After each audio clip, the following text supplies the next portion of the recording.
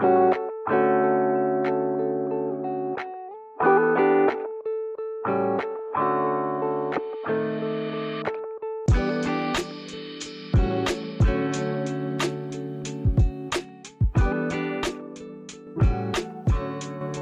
everyone, and welcome back to My Sister's TBR. I'm Rebecca. And I'm Stacey, and we're back with our mid-month catch-up. We're chatting about the May releases that have caught our eye. And sharing the bookish news that we've sleuthed out. And what books we're currently diving into. This is like our virtual coffee date where we talk about our favorite things. Books. Who would have thought? Not me. So pour yourself a cup of coffee, get comfy, and let's catch up. We have so much to catch up on. I've been so out of touch. I'm so excited to see what you've got in here right now. There's some goodies. So first up, we have The Retirement Plan by Sue Hensenbergs. This is a mystery thriller. It's 336 pages, and it was published on May 6th. 3 wives wanting a new life, 3 husbands in their way. After 30 years of friendship, Pam dreams of her perfect retirement with Nancy, Shalisa, Marlene, and their husbands. Until their husbands pool their funds for an investment that goes terribly wrong, and their dreams of beachfront condos and sunny, carefree retirement vanish. The golden years are looking as dreary as their marriages. But when one husband dies in a freak accident, the other 3 women are shocked to see his widow rebound with a huge life insurance payout and a new life in Florida. In the aftermath, the women discover that their husbands have identical 7-figure life insurance policies. A new dream forms. And this time, it involves a hitman. Yes. Yes. Meanwhile, their husbands have a secret retirement plan of their own. So when things begin to go awry, they fear their own scheme may have backfired with deadly consequences. The husbands scramble to stay alive, but they may not be fast enough to outmaneuver their wives. What follows is a high-stakes tale of cat and mouse, both laugh-out-loud funny and unbearingly tense, while ultimately a big-hearted look at marriage, friendship, and middle age. Sign me up. Yes. Right there. Oh I God. freaking love the premise of this book. I'm adding that right now. Yeah. Under the genres, it's listed as humor and cozy mystery as well. What is more cozier than killing off your husband for the life insurance? Yep, sign me up. Yeah. Then we have The Tenant by Frida McFadden, and this came out on May 6th. It is 368 pages, and it's a mystery thriller. Obviously. What? She is pumping out so many books. It's insane. I literally don't understand it. I don't understand her brain. Yeah. At all. Incredible. Okay. Yeah. There's no place like home. Blake Porter is riding high until he's not. Fired abruptly from his job as a VP of marketing and unable to make the mortgage payments on the new brownstone that he shares with his fiancée, he's desperate to make ends meet. Enter Whitney, beautiful, charming, down-to-earth, and looking for a room to rent. She's exactly what Blake's looking for. Or is she? In bold. Because something isn't quite right. The neighbors start treating Blake differently. The smell of decay permeates his home, no matter how hard he scrubs. Strange noises jar him awake in the middle of the night, and soon Blake fears someone knows his darkest secrets. Danger lives right at home, and by the time Blake realizes it, it'll be far too late. The trap is already set. I'm confused. Does he have his wife's body or his fiance's body rotting in his house? Oh. Is that what it's saying? Yep. Okay, Frida. But we know her plot twists, so... Yeah. Maybe not. Maybe not. You're right.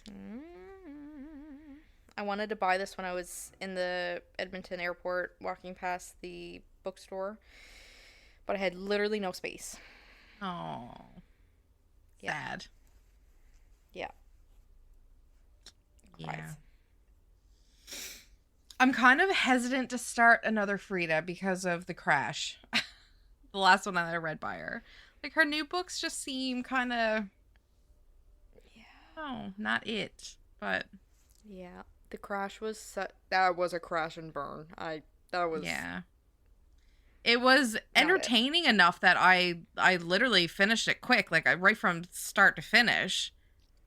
But it was just a hot mess. Yeah. But anyways, I don't know. I'll hold out hope for it. Next up, I am really intrigued by this.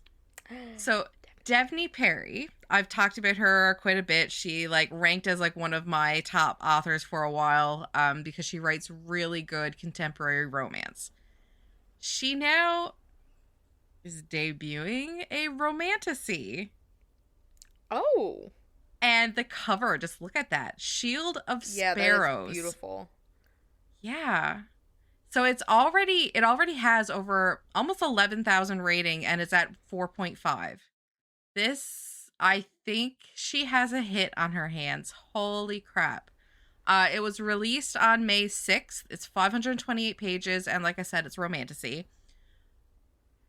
It's a slow burn, high stakes romantasy perfect for fans of Sarah J. Maas and Rebecca Yarros. Here we are. Where enemies become lovers, monsters stalk a cursed realm, and a forgotten princess finds the strength to tear off her crown and become the warrior she was never meant to be.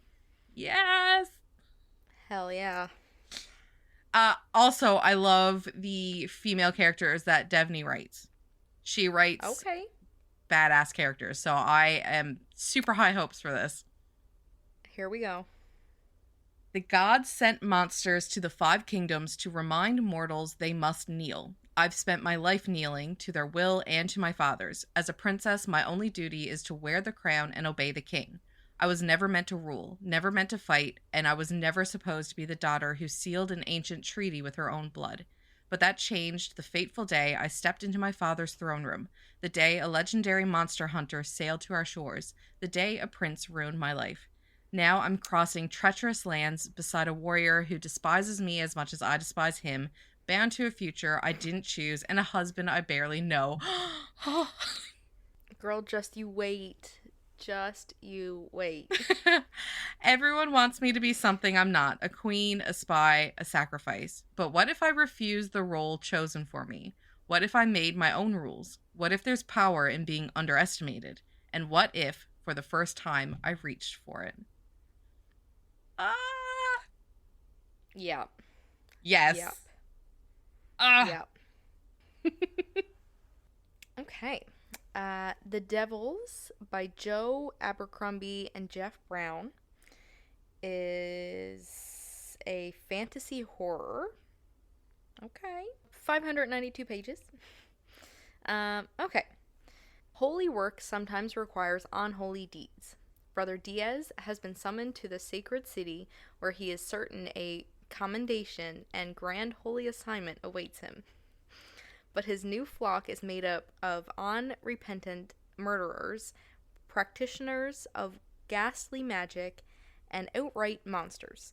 The mission he is tasked with will require bloody measures from them all in order to achieve its righteous ends. Elves lurk at our borders and hunger for our flesh, while greedy princes care for nothing but their own ambitions and comfort. With a hellish journey before him, it's a good thing Brother Diaz has the devils on his side. Oh. I feel like that's something that you'd like. Yeah. It's giving opposites. Like normally when we read romance, normally when we read fantasy, it's the elves and the princes. Oh. But now we're looking at unrepentant murderers, ghastly magic users, monsters, devils. Okay. You know what? I could Okay. do with the dark fantasy. Okay, so this is number 2 in the Not in Love, but as far as I can tell, you can still read it standalone, but connected. So I guess, you might get some from the first one, but still, it's okay. Problematic Summer Romance by Allie Hazelwood. This is a contemporary romance. It's 416 pages, and it's expected to be published on May 27th. Maya Kilgore is 23 and still in the process of figuring out her life. Connor Harkness is 38, and Maya cannot stop thinking about him. It's such a cliche, it almost makes her heart implode. Older man and younger woman, successful biotech guy and struggling grad student, brother's best friend and the girl he never even knew existed. Oh my god. As Connor loves to remind her, the power dynamic is too imbalanced.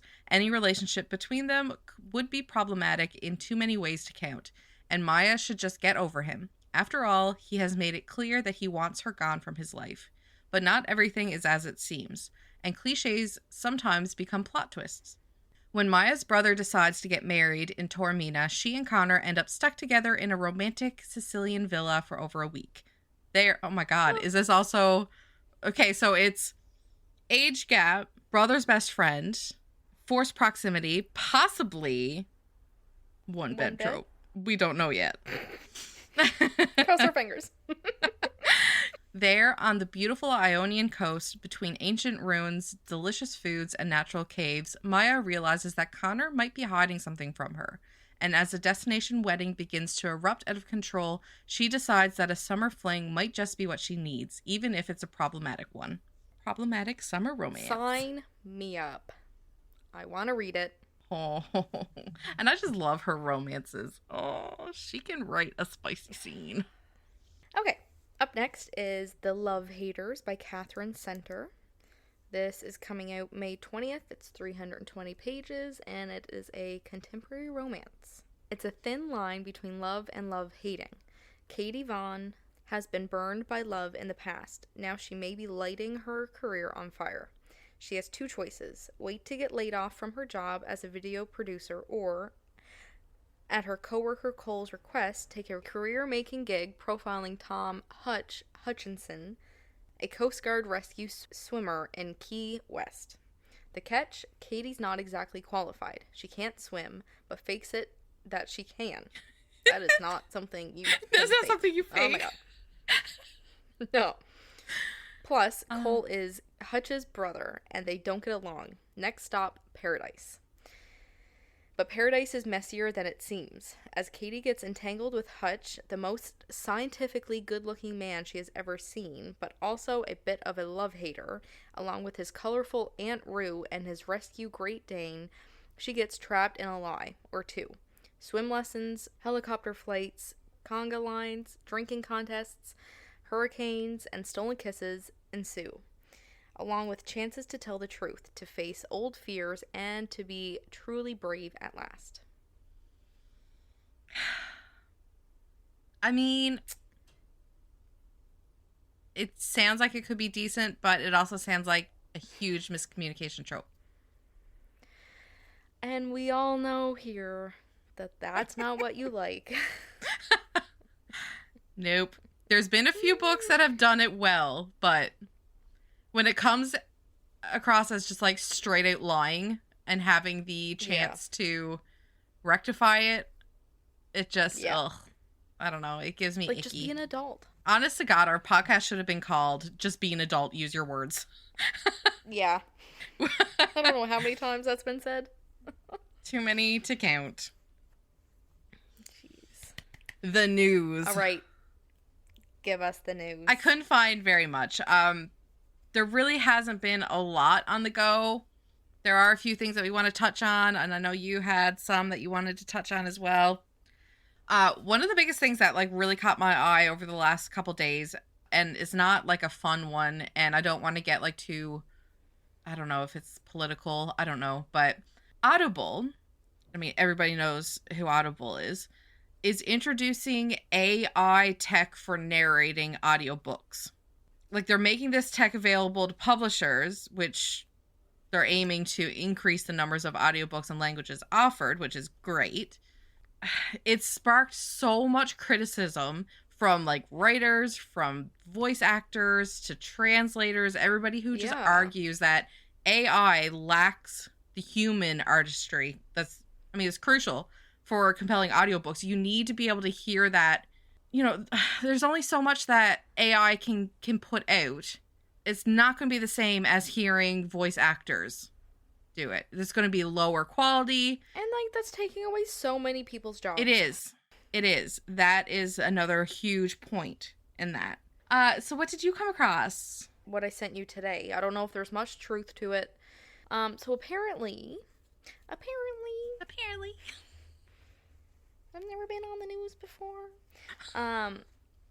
Apparently Michael B. Jordan is making a Fourth Wing TV series adaptation. Yeah, I seen some stuff about that. People were saying like, "Oh, I thought Amazon Prime was doing it," and they are. It's just Michael's production company thing is under Amazon Prime, so it's still Amazon Prime that's doing it. But I'd be curious to see. I just want some sort of casting news. I don't care what it is. I just want to know who are bringing these characters to life. Speaking of adaptations, though, remember I was talking about the murder bot? I know, I'm all the time going with my fingers. Like, thank God we're not, like, recording this because the amount of times I'm pointing in the sky. Hey. Yes, I remember... I remember the murder bot series. Yeah, I love that series by Martha... I almost said Martha Stewart. I know, I heard it. By Martha Wells. For those of you who don't know, it's like a super popular science fiction series. It's a bunch of like small books. The Murderbot Diaries. It's being adapted into an Apple TV show, which I thought was super fun. Especially considering Alexander Skarsgård is going to play as Murderbot. Fun fact, it is premiering tomorrow, the 16th. Okay, sick. Yeah. So you can watch this soon. Yeah. I'm so excited. Because it does look really good. I have watched the trailer for it, and normally I don't. Normally I don't like watching trailers for shows or movies that I want to watch just because, they usually put a lot of the good stuff, in the trailer. So, but either way, I watched it, and it looked really good, so I'm excited. Really excited. Yeah.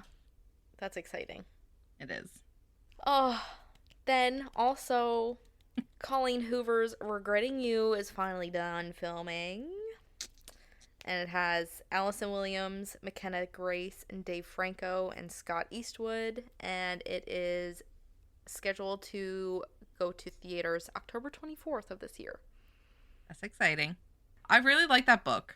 Yeah, me too. It was like in my top of her novels.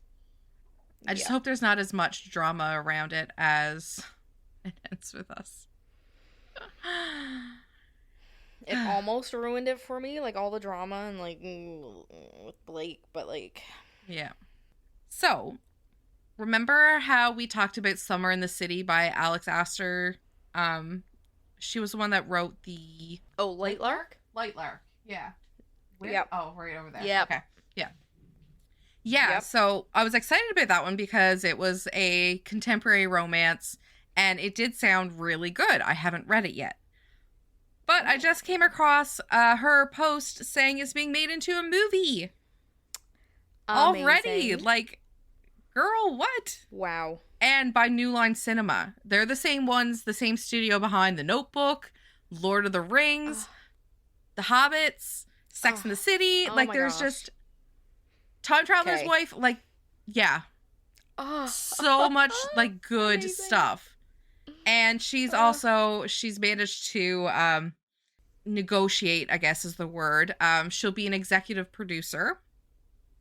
So things should go very well. Hopes are high. So I have to read it. We need to make sure to read that. Yes. I just love it. That's so fun. Did you see all of the Instagram posts, people finding the huge ACOTAR books around? and it's always been like propped open to like a certain page, stuff like that. It's basically marketing because May is the 10th anniversary of ACOTAR. So there's been these giant ACOTAR books placed around. So people are thinking that because this is the 10th anniversary of the ACOTAR book, that maybe we're going to get some release information on ACOTAR 6. Please.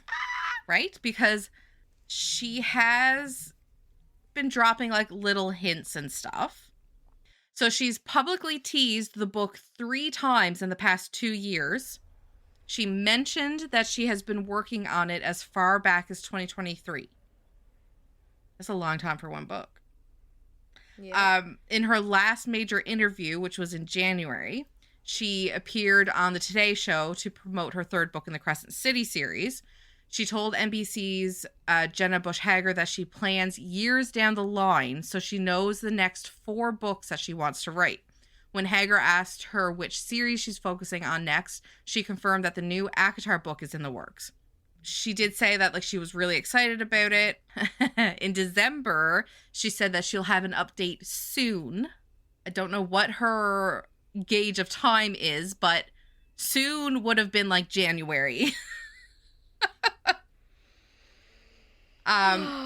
She did say that she's not going to tell us anything about the 6th book. No surprise, it's going to be a long book. It's too early for me to tell you who it will be about and what's going to happen, but I hope to have more details for you soon.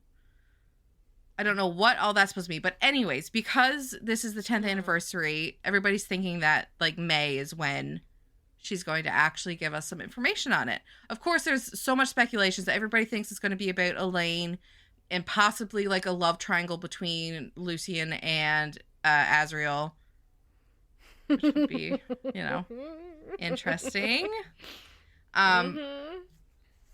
So yeah, everybody's thinking like May 21st. To keep an eye out for May 21st. Cross our fingers. Yeah. And other than that, we don't have any other information on the Harry Potter series. And I think those are the 3 big ones that we're keeping our eye on. Fourth Wing, ACOTAR, waiting, and Harry Potter. Ugh, I'm dying. Okay, so what are you reading? So I'm reading Dead Med by Frida McFadden. Okay. It is 472 pages, and it's a mystery thriller. No way. What? No way. Okay, so actually, this was originally released as, like, published as Suicide Med. Oh, I remember hearing about this one. I think Ilsa was talking about this one. Okay, interesting. Mm-hmm. When Heather McKinley dreamed of becoming a doctor, she imagined curing sick kids and sporting pink stethoscopes. She never anticipated the sleepless nights, grueling exams, and endless labs. And she certainly never knew that her medical school earned the nickname Dead Med thanks to the tragic history of students overdosing on illegal drugs. But Heather would never consider doing anything like that. That is, until her longtime boyfriend dumps her, she finds herself failing anatomy, and her world starts to crumble. Everyone has a breaking point. Then, on the night before the final exam in anatomy, a shot rings out through the hallways of Dead Med. The school has claimed yet another casualty. One of Heather's classmates has done the unthinkable, and before her desperate 911 call even connects, it will happen again, and the night is just beginning. Wow. Good so far. Okay. Yep. I haven't reached a plot twist yet. I'm not that far yet.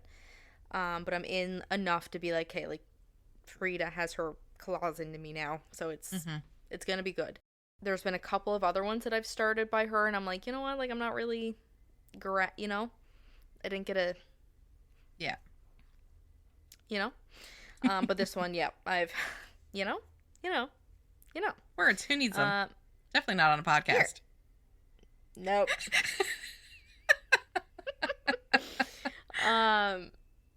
But yes, I'm very much enjoying it. I just really, really, really hope she gives me a good plot twist again. I've missed her plot twists where I'm like, not expecting it. Yeah, like genuine surprise. Anyways. Okay, so What are you reading? remember how I said the last Harry Potter book that I've been reading a lot of Hermione, so like things are getting weird. Weird? Yep. Weird. This was the first book that came up on the Kindle when Mom looked at it. Bloody, slutty, and pathetic. Your face. Okay. Don't judge. I mean, I do kind of judge you a little tiny bit sometimes, but yeah, that's okay. This is by What Murda. It's a Hermione fanfiction, obviously. Obviously. Have you ever seen the cover for it? I've never even heard of that before. Oh. Yeah. Okay. Yeah. Okay. Okay. In my humble opinion, there's only 3 things that men should be, and that is bloody, slutty, and pathetic. And on a good day, Draco Malfoy can be all 3. When war heroine Hermione Granger and Azkaban-tattooed war criminal Draco Malfoy are forced to wed as part of Shacklebolt's controversial Reconciliation Act, they openly fight the match and each other, their public brawls breathlessly reported by the press. Secretly, a deeply traumatized Draco delights in Hermione's attention and pines for a real marriage with her, even as her forced proximity to the Black family magic irritates the cursed scar Bellatrix left on her arm, reminding her why she can never truly trust or forgive him. Then Hermione discovers that Draco's blood will soothe this scar, and Draco is willing to trade his blood for her body. So there's like a little thing at the end that says, with post-war blood purity politics, black market potioneers, Pansy Parkinson's career advice, the Malfoys blackmailing Hermione's opposition, BDE Neville Longbottom hunting Death Eaters, a slutty Theo Knott serving as Draco's right-hand man, and Crookshanks loose in Malfoy Manor. That's amazing. What? Okay. Okay. 784 pages. Oh, she's a doozy. But it's so good. But, like, if it's good, like, you want it to be that long. Like, yes. Oh, yeah. So far, it is, like, on par with The Auction, Manacled. Like, it is very well written, giving you all the feels. Oh, amazing. Yes, so. The next book that I'm reading is The Spanish Love Deception by Elena Armas. Ah! This is number 1 in the Love Deception series. It is 487 pages, and it is a contemporary romance. Catalina Martin desperately needs a date to her sister's wedding, especially since her little white lie about her American boyfriend has spiraled out of control. Now everyone she knows, including her ex and his fiancé, will be there and eager to meet him. She only has 4 weeks to find someone willing to cross the Atlantic and aid in her deception. New York to Spain is no short flight, and her rocious family won't be easy to fool. Enter Aaron Blackford, her tall, handsome, condescending colleague, who surprisingly offers to step in. She'd rather refuse. Never has there been a more aggravating, blood-boiling, and insufferable man. But Catalina is desperate, and as the wedding draws nearer, Aaron looks like her best option, as she begins to realize he might not be as terrible in the real world as he is at the office. Loving it so far. Loving it. I love their bickering and just... I know. Yeah, I read that one back July of 2023, and I rated it 4 stars. Like, that was one that sticks out to me as a really good book. So,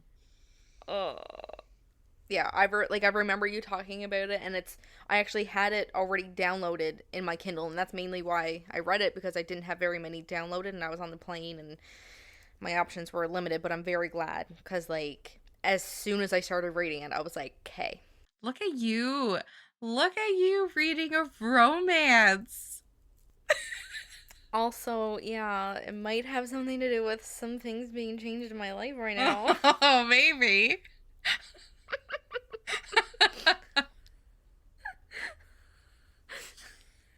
I don't hate love anymore. Didn't you just read out a book called The Love Haters? Oh, that was me. Mm-hmm. Yeah. So I'm okay with romance again. Okay, so I can go back through all the ones that I have said you absolutely need to read, and you're like, oh yeah, Yes, I'll totally please. read it, but you were in your, hate phase. Okay. I was there, oh yeah, I'll read it, crossing my fingers. Yeah. Oh, I'm reading another romance too. It was our book club's pick. Ooh. Which I was very hesitant on. I did not vote for it. No, that's a lie. I think I did actually like vote for it after because I wanted to give it another shot. But Abby Jimenez. So we loved the book that we read just for the summer. We both 5-starred that, right? Yep. Yeah. So I was like, oh my God, she is such a good writer. I am so excited.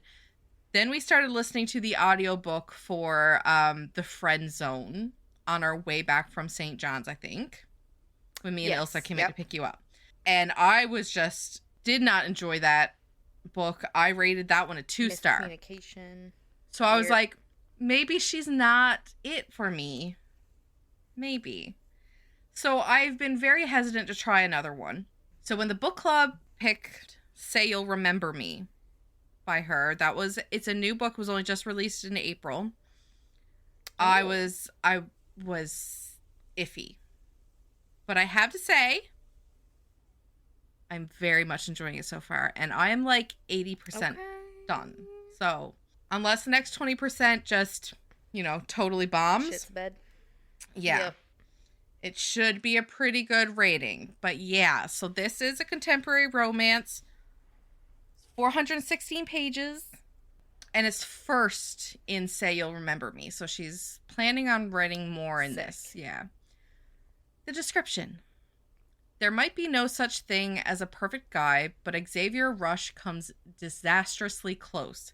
A gorgeous veterinarian giving Greek god vibes, all while cuddling a tiny kitten. Immediately, yes. That is until Xavier opens his mouth and proves that even sculpted gods can say the absolute wrong thing. Like, really wrong. Of course, there's nothing Samantha loves more than proving an asshole wrong. Unless, of course, he can admit he made a mistake. But after one incredible and seemingly endless date, possibly the best in living history, Samantha is forced to admit the truth that her family is in crisis and any kind of relationship would be impossible. Samantha begs Xavier to forget her, to remember their night together as a perfect moment, as crushing as that may be. Only no amount of distance or time is nearly enough to forget that something between them. And the only thing better than one single perfect memory is to make a life and even a love worth remembering. It is really good. So, like I said, it's definitely going to be a highly rated book unless the next 20% bombs. Mm-hmm. But, yep.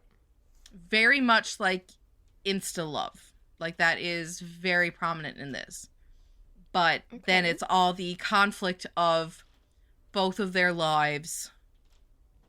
Like, it's like trying to defy the right person, wrong time trope.